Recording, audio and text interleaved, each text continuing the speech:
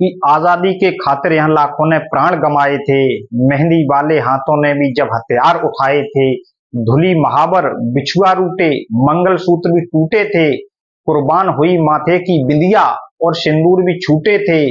राखी सूनी कर चले गए जो भगनी के रखवाले थे, कुलदीप बुझे न्यौछार हुए, माँ की आंखों के प्यारे थे। जातिवाद ना मजहब था, सबने ही फर्ज निभाया था, तब गोरों के चुंगल से भारत का तख्त छिनाया था, तब गोरे गद्दारों से भारत को मुक्त कराया था।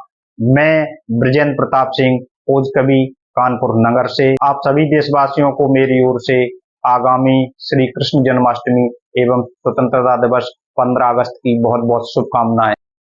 किसी भी राष्ट्रीय पर्व पर अपने देश के वीर सपूतों के शौर्य त्याग पराक्रम से ओतप्रोत कविताओं को सुनने के लिए या कवि सम्मेलन कराने के लिए आप हमसे संपर्क कर सकते हैं। मेरा कॉन्टैक्ट नंबर है 8433210582।